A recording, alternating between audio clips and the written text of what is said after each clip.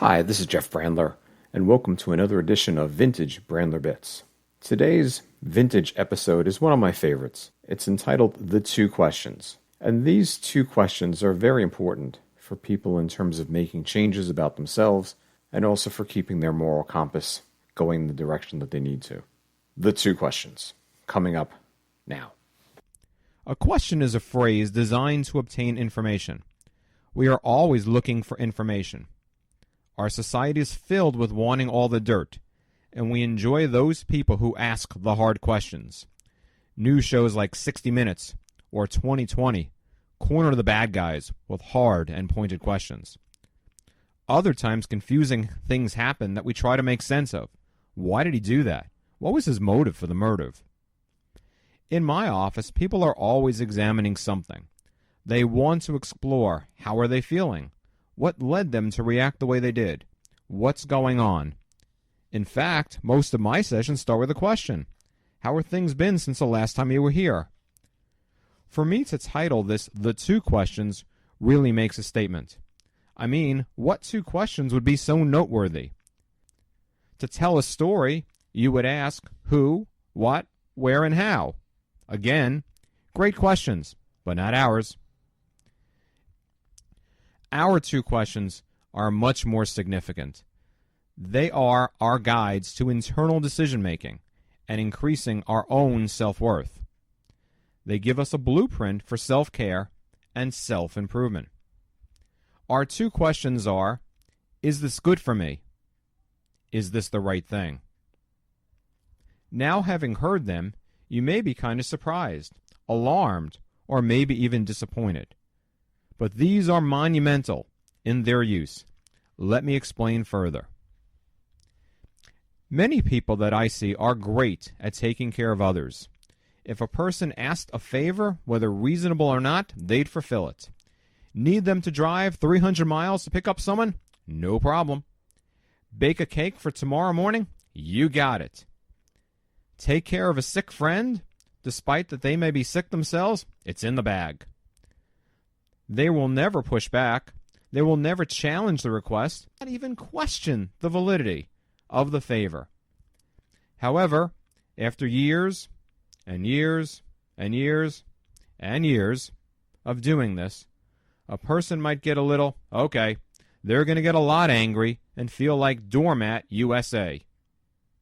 Our two questions provide an empowering change. These two questions are also good for the self-centered. The question, is this the right thing, is a subjective moral compass. It guides and prevents the self-will run riot, as the AA people describe it. It's a check and balance for doing whatever I want to do because, after all, it's good for me. When people are so self-focused, they can't see how this behavior can and will affect others. The is this the right thing gives them an opportunity to pause and consider if this action is indeed the right thing. How do I use these two questions? Do I use them all the time? Do I use them daily? Do I use them when I'm stumped?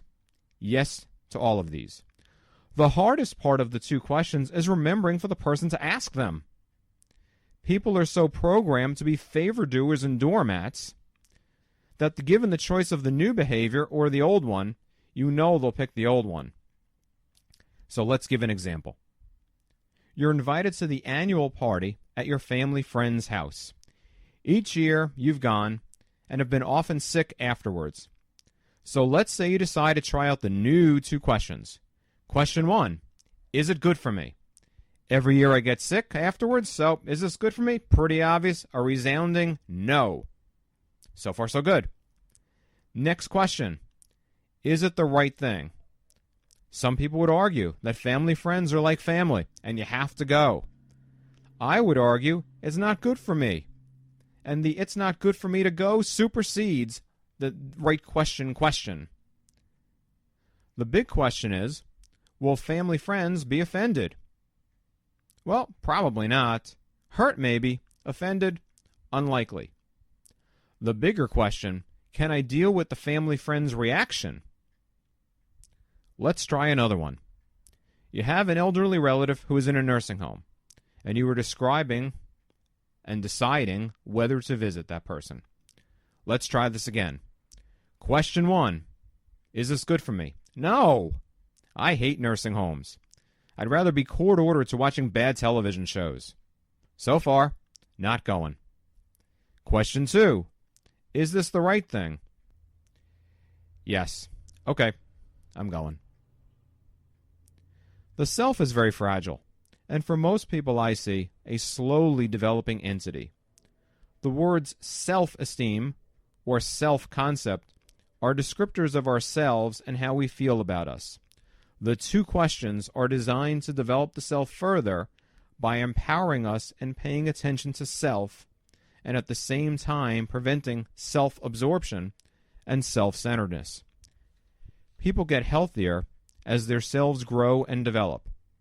It's somewhat ironic that my website has a title, which is called Change is Possible. But the reality here is change is simple. It starts with 2 questions. Thank you for listening to today's Vintage Brandler Bits. If you would like to contact me, the easiest way to do so is at my website, www.changeispossible.org. I'm Jeff Brandler. We will be back with more Vintage Brandler Bits coming up in the weeks and months to come. Take care.